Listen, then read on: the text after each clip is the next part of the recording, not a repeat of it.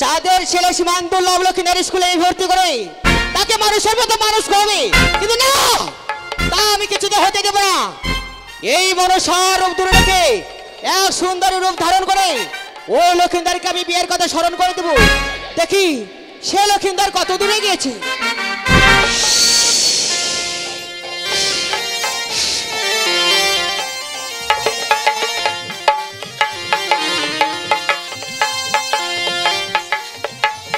বলেছিল রে লখাই, তোর যখন পাঠশালার ছুটি হবে আমি তোকে নিতে আসবো, কিন্তু আমি অনেক দূর পথ অতিক্রম করে এলাম, কই আমার দাদুর সাক্ষাৎ তো আমি পেলাম না। না না, আমার মন বলছে আর কিছু দূর পথ অগ্রসর হয়ে গেলে আমার দাদুর সঙ্গে আমার সাক্ষাৎ হবে। তাই যাই, এই পথ বেয়ে চলে যাই, দেখি আমার দাদুর সঙ্গে সাক্ষাৎ হয় কিনা।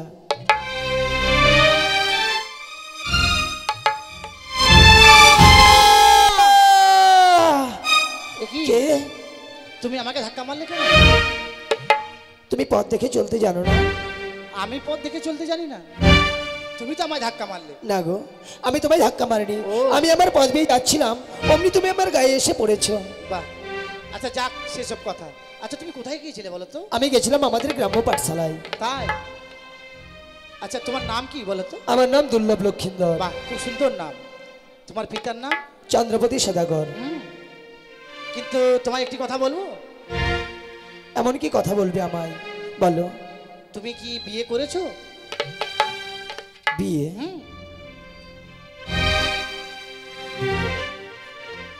বলছিলাম বিয়ে দেখতে কেমন হয় গো? বিয়ে কি কোনো গাছের ফল নাকি নদীর জল? বিয়ে কি পরনে পরা যায় নাকি প্রাণ ভরে খাওয়া যায়? তুমি আমাকে হাসালে।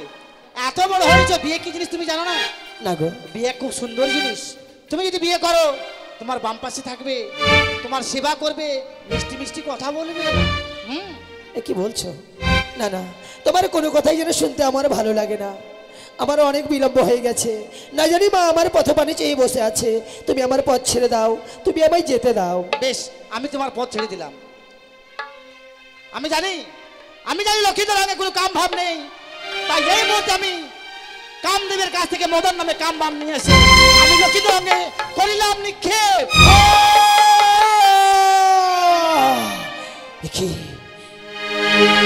কি যেন মনে পড়ে মোর, ওই সুন্দরী রমণী আমায় যেন কি বলে গেল, আমি যদি একটিবারে বিয়ে করি তাহলে নাকি আমার বাম পাশে পাবো এক অপরূপ সুন্দরী, যে নাকি সদা সর্বদা আমার পাশে থাকবে, আমার সুখ দুঃখের সাথী হবে, আমার মনের কথা শুনবে।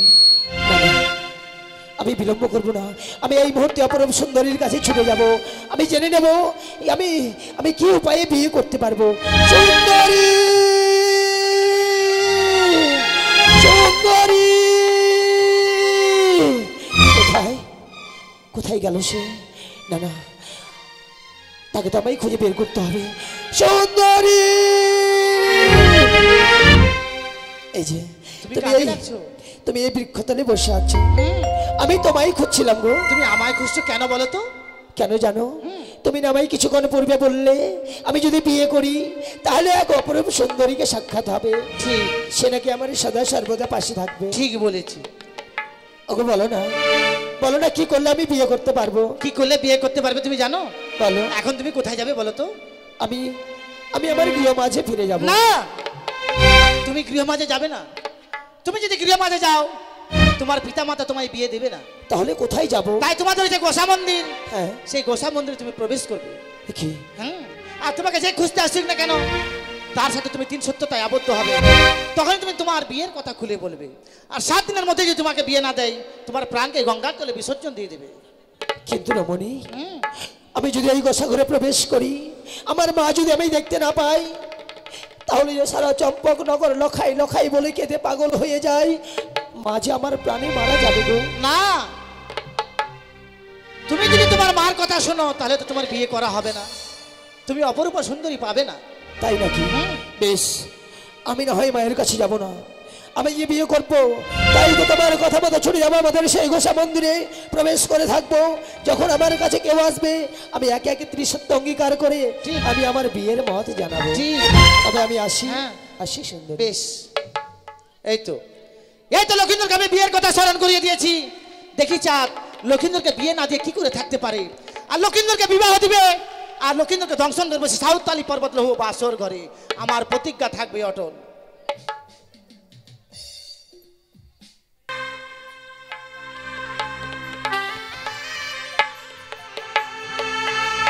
এই লখাই, আমার লখাই সকাল 10টার সময় স্কুলে গেছে, তাই অবসর হয়ে গেল। লখাই আমার এখনো ফিরে এলো না কেন? ওরে হতভাগ্য সন্তান আমার, তুই তো জানিস বাবা, তোকে না দেখলে আমি এক মুহূর্ত স্থির হয়ে থাকতে পারি না। কেন রে লখাই? এমনি ভাবি আজকের দিনে এই হতভাগীকে দুঃখ দেবার জন্য কোথায় রয়েছিস? তাই না বাবা, আই একটিবারে তোর এই হতভাগী মাকে মা মা বলে ডেকে সান্ত্বনা দে। ওরে আমি তোর জন্য যারা মাটির ভরা দুঃখ নিয়ে প্রথমানি চেয়ে রয়েছি। আই না রে লখাই, আই একটিবারে তুই ফিরিয়ে আয়, ফিরিয়ে আয়।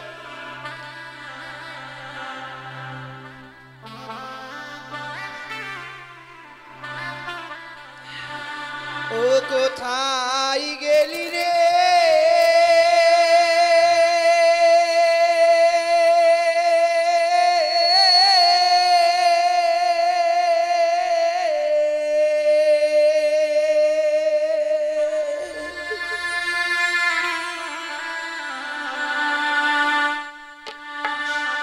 ওরে বাপ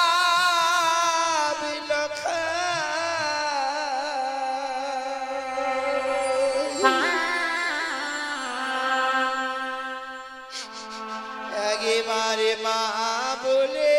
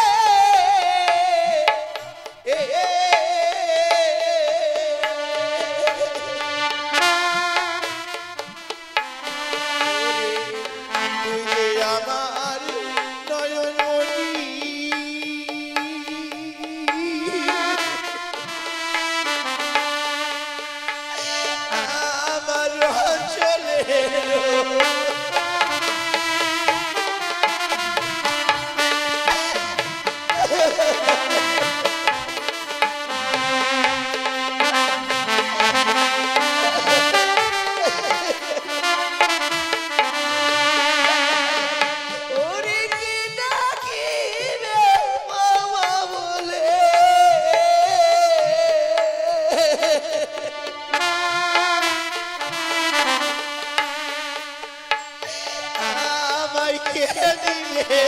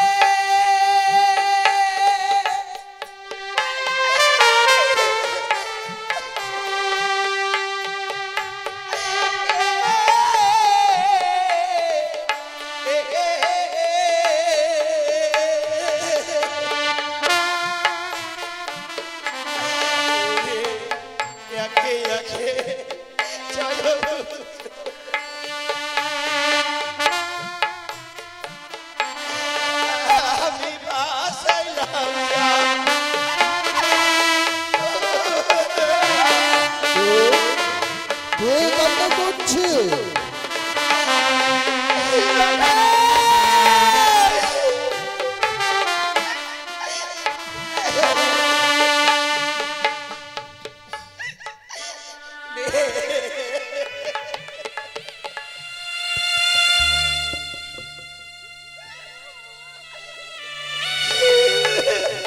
কান্না করছে?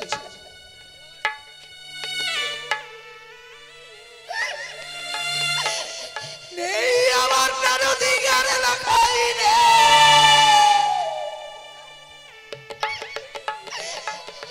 এই হতভাগীকে কে মা? না, আমি চাই গিয়ে দেখি কে এভাবে চম্পকনগরে ডুকরে ডুকরে কান্না করছে, কার কি অভাব হয়েছে।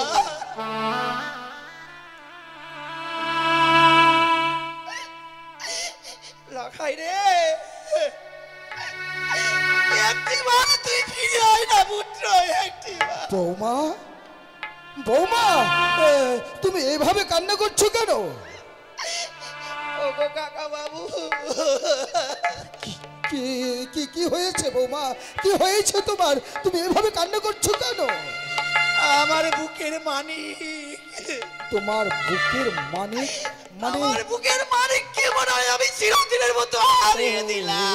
কি বলছো তুমি বৌমা? তোমার বুকের মানিককে চিরদিন? আমি তো তোমার কোনো কথা বুঝতে পারছি না বৌমা। কি হয়েছে আমায় খুলে বলো।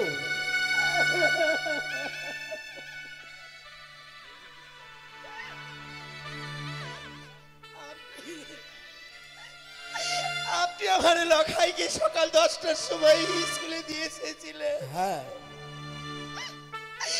অবসর হয়ে গেল, লখাই আমার এখনো ফিরে এলো না কেন? ও পাগলিনী, পাগল হয়ে গেছো বৌমা, তুমি পাগল হয়ে গেছো। আমার দাদু ভাই লক্ষিন্দর এখনো সে দুধের পালক। হয়তো কোনো বন্ধুদের কাছে গিয়ে সে খেলাধুলা করতে করতে তোমার কথা ভুলে গেছে, তাই বলে কি ভেঙে পড়লে চলবে? ওগো কাকা বাবু, আমার এই লখাইয়ের স্কুলে শতগুলো বন্ধু রয়েছিল। আমি সকলের দাঁড়ে দাঁড়ে গিয়ে বললাম, ওরে কৃষ্ণ,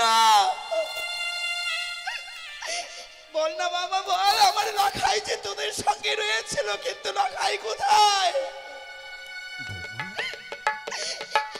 ওরা সবাই বললো, গো রানীমা, আপনার লখাইয়ের সঙ্গে আমাদের সাক্ষাৎ হয়নি গো। ওরা কেউ বলতে পারলো না আমার লখাইয়ের কথা গো। এভাবে কান্না করো না বৌমা, এভাবে কান্না করো না তুমি। ওগো কাকা বাবু, যে মা একবার সন্তানকে হারিয়েছি কি না, সেই মায়েরাই জানে সন্তান হারাবার যন্ত্রণা। আমি যে সন্তান হারা মা, জানি বৌমা, জানি জানি। এইভাবে তুমি ভেঙে পড়তে পারো না বৌমা। ওঠো ওঠো বৌমা, ওঠো। আমি কথা দিচ্ছি তোমায়, এক্ষণে সারাটি চম্পকনগর তন্ন বিতন্ন করে খুঁজেও, যেখানেই থাকুক না কেন আমার দাদু ভাই, মায়ের সন্তান মায়ের কোলে আমি দিয়ে যাবো বৌমা। এ তোমার কথা দিচ্ছি আমি। তাই যেন হয় গো কাকা বাবু। ভগবানের কাছে আমি এই কামনাই করবো গো ভগবান, আজকের এই দুঃখের সন্তানকে ফিরিয়ে দিও গো। যাবো তোমার কাছে আমার এই কামনাই গো ঠাকুর, আমার মতো কোনো মাকে এমনি ভাবে সন্তান হারা করে দিও না। আমার মতোই তারা যন্ত্রণা সহ্য করতে পারবে না গো। এমনি ভাবে কোনো মায়ের কোল শূন্য করে দিও না। চলে গেল, কাঁদতে কাঁদতে যেন চলে গেল জনম দুঃখিনী মা। সন্তান হারা মা তো, তাই সন্তানের বিয়োগ ব্যথা একটু একটু করে তাকে কুড়িয়ে কুড়িয়ে খাচ্ছে। কিন্তু আমার দাদু ভাই কোথায় যেতে পারে, কার সঙ্গে খেলাধুলায় মগ্ন হয়ে আছে? না না না, আমি যদি এইভাবে চম্পকনগরে হাত গুটিয়ে বসে থাকি তাহলে তো আমি আমার দাদু ভাইকে পাবো না। অতএব আমি আমার দাদু ভাইয়ের জন্য সারা চম্পকনগর তন্ন বিতন্ন করে খুঁজবো। দাদু ভাই,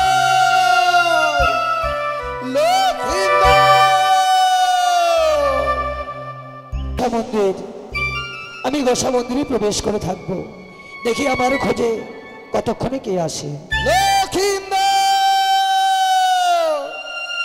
দাদু ভাই,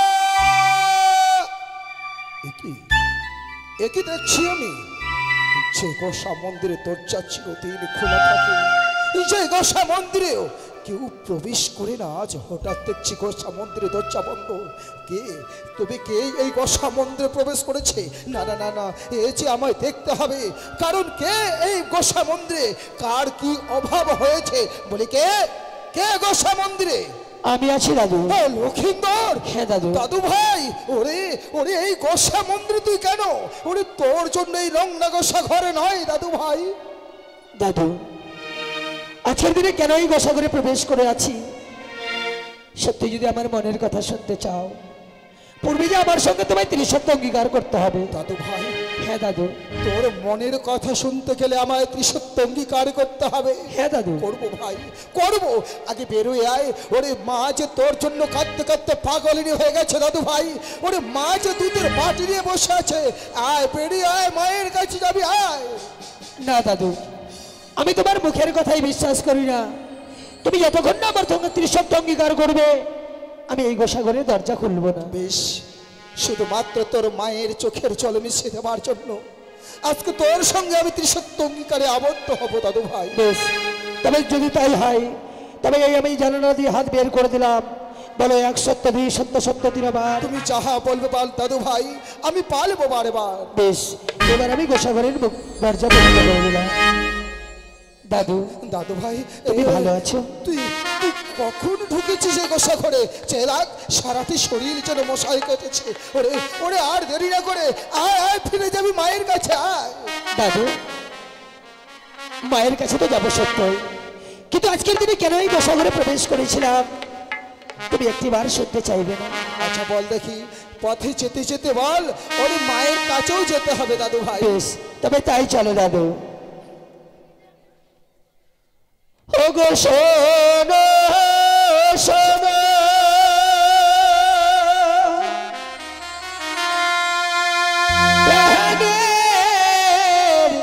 দাদু গো, বল ভাই বল। ও ও দাদু, বলি যে তোমারে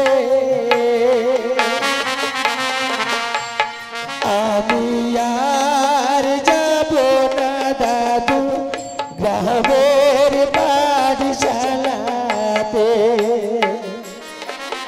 আমি আর যাব না দাদু গ্রামের পাঠশালাতে।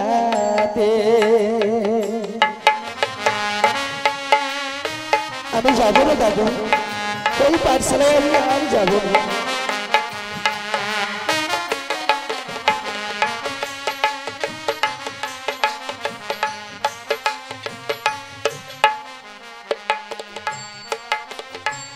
ও গো শোনো শোনো প্রাণের দাদু গো ও ও দাদু বলি যে তোমারে আমি আর যাব না দাদু ওই না পাঠশালাতে আমি আর যাব না দাদু গ্রামের পাঠশালাতে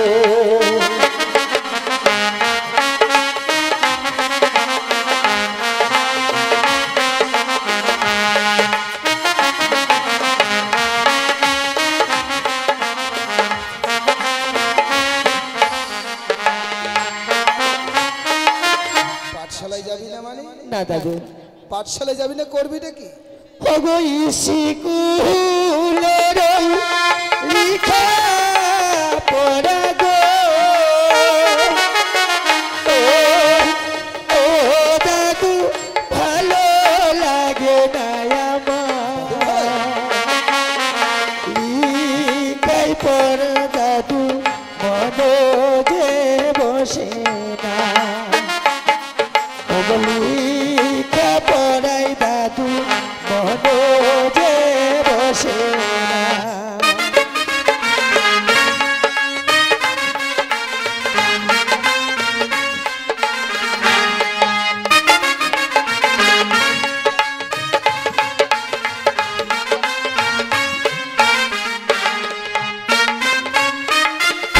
লেখাপড়া করবি না? লেখাপড়ার জন্য মন বসে না দাদু আরে এই বয়সে লেখাপড়া করবি না, তুই কি করবি? শোন, লেখাপড়া করেছে, গাড়ি ঘোড়ায় চড়েছে, লেখাপড়া করতে গেলে বড় বুদ্ধিমান হবি দাদু ভাই। না দাদু আমি লেখাপড়া করবো না। বাণিজ্য করতে যাবি বুঝি? না দাদু তবে ওগো লেখাপড়া ছেড়ে আমি গো ও দাদু বিয়ে যে করিব দাদু ভাই, বিয়ে না দিলে কাঁদে মারা যাবে আমায় বিয়ে না দিলে কাঁদে মারা যাবে হ্যাঁ দাদু আমি বিয়ে করবো দাদু আমি বিয়ে করবো ও দাদু ও দাদু ও দাদু শোনো না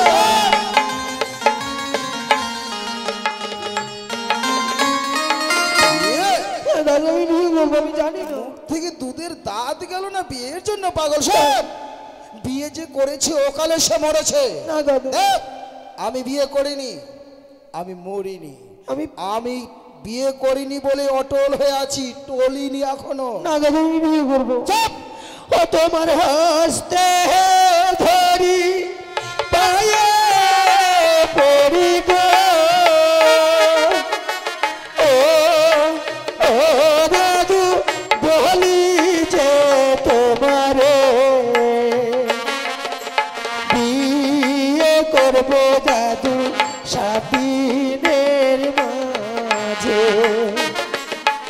আমি বিয়ে করবো দাদু 1 সপ্তাহের মাঝে হে দাদু আমি বিয়ে করবো আমি জানি না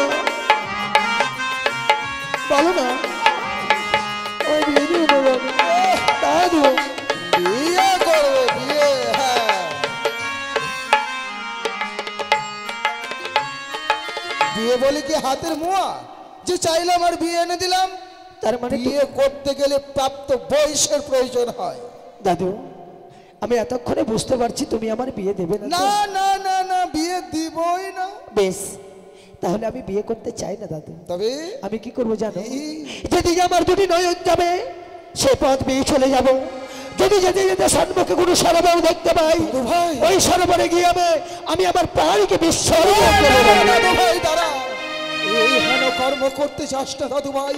এই হেন কর্ম করতে গেলে তোর সঙ্গে তোর পিতা মাতা হয়তো আত্মহত্যা করবে। যা, তাহলে বলো বলো তুমি আমার বিয়ে দেবে যা তুই মায়ের কাছে যা। মা যে দুধের বাটি নিয়ে বসে আছি, আর আমি ততক্ষণে তোর পিতার কাছে গিয়ে তোর বিয়ের কথা তুলে ধরছি দাদু ভাই। বেশ, এই তো আমার দাদুর মতো কথা। তুমি আমার ভালো দাদু, সোনা দাদু, লক্ষ্মী দাদু আমার। আমি আসছি, কেমন? হে ঈশ্বর, জানি না তোমার কি নীলা খেলা ঠাকুর, যে এখনো দুধের বালক, তার অঙ্গে আজ বিয়ের নেশায় সে মাতোয়ারা। কিন্তু চাঁদকে আমি কি করে গিয়ে বলি যে আজকে আমার দাদু ভাই লক্ষেন্দ্র বিবাহ নেশায় মত হয়েছে?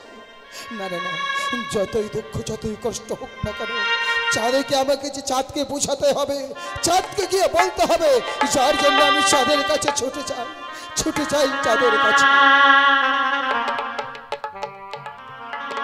আজ আমার কি আনন্দ! পুত্র লক্ষিন্দর পাঠশালায় লেখাপড়া করছে, সে উচ্চ শিক্ষা শিক্ষিত হবে, আমারই বর্তমানে রাজ সিংহাসনে বসে সে রাজ্য পরিচালনা করবে। তা আর হবে না চাঁদ, তা আর হবে না বাবা।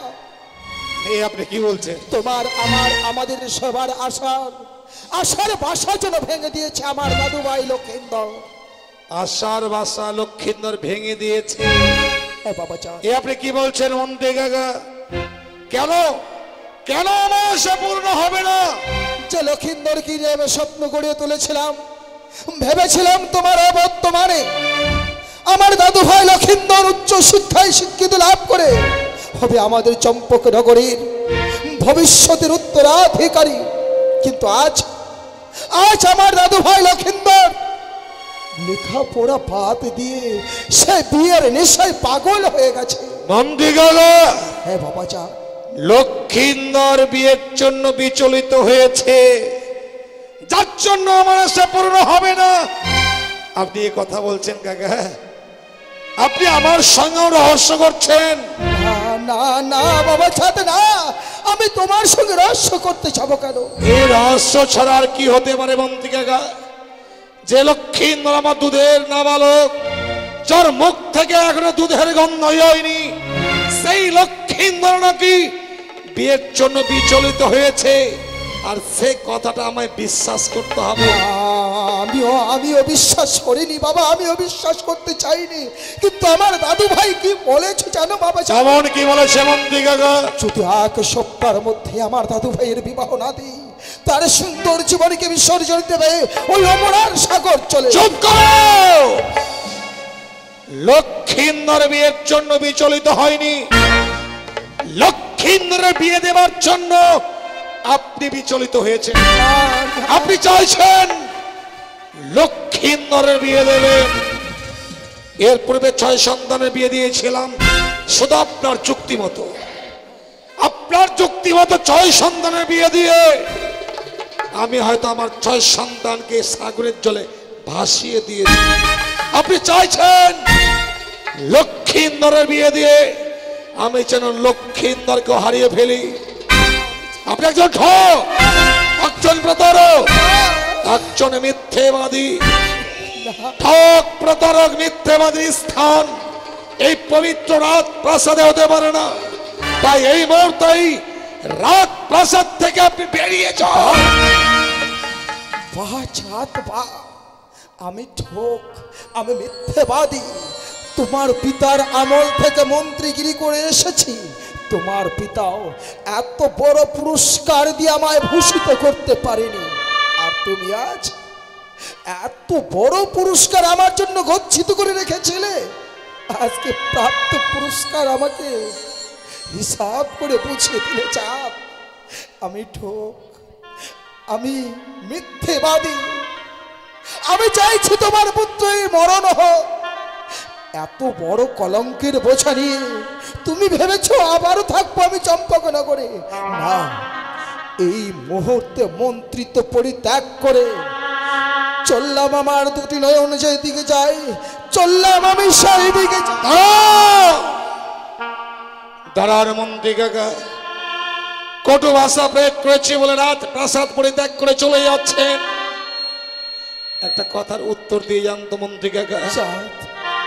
অবুঝি সন্তান মা বাবার বুকে লাথিও মারে, তাই বলে কি সন্তানকে ছুঁড়ে ফেলানো যায়? আপনি আমার পিতার আমল থেকে মন্ত্রিত্ব করে এসেছেন, আমার পিতার অবর্তমানে আপনাকে আমি আমার পিতৃ আসনে বসিয়েছি। আজ অবুঝ সন্তান করিয়াছি মহাভুল, আপনি আমাকে পিতৃজ্ঞানে ক্ষমা করুন মন্ত্রী কাকা। না বাবা না, আমি তোমার উপরে কোনোদিন অভিমান করিনি, আজও করিনি বাবা, আজও করিনি। কিন্তু আমার দাদু ভাই যে বিয়ের নেশায় পাগল, সেই কথাটা সত্য কথা তোমার কাছে আমি তুলে ধরেছি বাবা। কিন্তু মন্ত্রী কাকা, লক্ষিন্দরের বিয়ের কথা শুনবার পর আজ আমি কেন বিচলিত হয়েছিলাম আপনি জানেন? কেন বাবা? আপনি লক্ষিন্দরকে পাঠশালায় ভর্তি করেছিলেন। লক্ষিন্দর প্রত্যহ পাঠশালায় যেত আসতো। একদিন পাঠশালা থেকে ফিরে এসে লক্ষিন্দর আমায় উচ্চস্বরে বলছে, পিতা গো, আমি আর পাঠশালায় যাব না। আমি জিজ্ঞাসা করলাম, কেন রে? সবেমাত্র পাঠশালা লেখাপড়া করবার বয়স, এই বয়সে পাঠশালায় যাবি না কেন? লক্ষিন্দর আদো কণ্ঠস্বরে কাঁদতে কাঁদতে বললে, পিতা গো, আমি যখন পাঠশালা থেকে ফিরে আসি, পথ মাঝে ধাত্রী মা আমায় বক্ষে জড়িয়ে ধরে কাঁদে, যার জন্য আমি আর ওই পাঠশালায় যাব না পিতা। আমি ভাবলাম ধাত্রীমার কোন লোভ লালসা আছে, যার জন্য পথ মাঝে লক্ষিন্দরকে সে বক্ষে জড়িয়ে ধরে কাঁদে। আমি আদেশ করলাম, ধাত্রীমাকে আনয়ন করো রাত প্রাসাদে। ধাত্রীমাকে যখন রাত প্রাসাদে আনয়ন করা হয়, আমি জিজ্ঞাসা করলাম, বলো তো ধাত্রীমা, এমন কিভাবে প্রায় তুমি লক্ষিন্দরকে বক্ষে জড়িয়ে ধরে কাঁদো? ধাত্রীমা বলতে নারাজ। আমি ক্রোধে ধাত্রীমাকে বেত্রাঘাতের আদেশ করলাম। আর যখন ধাত্রীমাকে বেত্রাঘাত করা হয়, ধাত্রীমা যেন আমার পা জড়িয়ে ধরে কাঁদতে কাঁদতে বললেন, ওগো জানেন সদাগর মহাশয়, দ্বাদশ বৎসরের মধ্যে লক্ষিন্দরের বিবাহ দিলে বাসর ঘরে কালকে উঠে বিষধর সাপ নাকি লক্ষিন্দরকে ধ্বংসন করবে। কিন্তু চাঁদ, বিবাহ দিলেও আমার দাদুর ভাইকে হারাচ্ছি, বিয়ে না দিলেও দাদু ভাই যে আমার সাকর চলে দেহ ত্যাগ করতে চাইছে। জানেন মন্ত্রী কাকা, ধাত্রীমার শিলাস্তূপ এখনো চণ্ডী মন্দিরের সম্মুখে রাখা আছে। যতবার চণ্ডী মন্দিরের সম্মুখে গিয়ে দাঁড়াই, ধাত্রীমার কথা যেন মনে পড়ে যায়। ধাত্রীমা যেন আজও কাঁদে। আর সব জেনে শুনে আমি লক্ষিন্দরের বিয়ে এমন কি করে দেব মন্ত্রী কাকা? কিন্তু দাদু ভাই যে বিয়ের জন্য উন্মাদ হয়ে গেছে, না জানি এতক্ষণ সাগরের দিকে সে ছুটে চলেছে। আমার ভাবতেও অবাক লাগছে মন্ত্রী কাকা। এর পূর্বে যখন আমার 6 সন্তান ছিল, বিয়ে কেন আমার সম্মুখে মাথা উঁচু করে দাঁড়াতে পারতো না। আর লক্ষিন্দর সে বিয়ে করবে, যার জন্য গোসা ঘরে প্রবেশ করেছে। লক্ষিন্দর যে এত নিচু পথে নেমে গেছে, আমার ভাবতেও অবাক লাগছে মন্ত্রী কাকা। এ কথা আমাকে জানিয়েছেন, আমি জেনেছি। যদি আমার চম্পক নগরের প্রজারা কেউ জানে, ওরা সবাই আঙুল দেখিয়ে তিরস্কার করে বলবে, ওই নিজের পুত্রের অভাব মিটাতে পারিনি বলে ওই চাঁদের সন্তান আজ ওই কোষা ঘরে প্রবেশ করেছে। মন্ত্রী কাকা, বাবা চাঁদ, আজ আমার ভাবতেও অবাক লাগছে। আমি চম্পক নগরের অধীশ্বর, যার আতালের কুমড়ো পাতালে যায়, সোনার কুমড়া আঙ্গিনায় সুখ হয়, এমন কৃষ্ণ অভাব সে আমি আমার পুত্র লক্ষিন্দরের অভাব পূর্ণ করতে পারবো না। কিন্তু আমি পারছি না কেন জানেন? কেন বাবা? আমি লক্ষিন্দরের বিয়ে দিতে পারবো না। লক্ষিন্দরের আর যে লক্ষিন্দরের বিয়ে দেব না, এর কোনো যুক্তি আপনার কাছে নেই মন্ত্রী কাকা? যুক্তি? আমি তো ভুলে গেছিলাম বাবা, লক্ষিন্দর আমার দাদু ভাই লাভালোক তো যখন বিয়ের কথা বলেছে আমিও ভুলে গেছিলাম যে আমার দাদু ভাইকে, আমার দাদু ভাইয়ের হাতে যদি একটা খেলনা তুলে দেওয়া। খেলনা? সামান্য খেলনা পেলে লক্ষিন্দর বিয়ের কথা বিস্মরণ হবে? নিশ্চয়ই। বলুন তো মন্ত্রী কাকা, সে যে এমন কি খেলনা দিলেই লক্ষিন্দর বিয়ের জন্য সে বিচলিত হবে? সেটাই তো ভাবছি ছাড়। সেটাই তো ভাবছি। আচ্ছা আমি বলছিলাম কি, এক্ষণে যদি ছুটে যাই উড়িষ্যার কটক শহরে, উড়িষ্যার কটক শহর থেকে যদি নিয়ে আসি একটা গিরিবাজ পায়রা। আপনি লক্ষিন্দরের বিয়ের কথা বিস্মরণ করতে চাইছেন? হ্যাঁ হ্যাঁ, চারজনে ছড়িয়ে যাবেন উড়িষ্যার কটক শহরে, আর সেই স্থান থেকে আনায়ন করবেন গিরিবাজ পায়রা। নিশ্চয়ই। পায়রা পেলে লক্ষিন্দর বিয়ের কথা বিস্মরণ হবে। হ্যাঁ বাবা, সত্যই যদি তাই হয় মন্ত্রী কাকা, তাহলে আর বিলম্ব নয়, এই মুহূর্তেই আপনি ছুটে যাবেন উড়িষ্যার কটক শহর।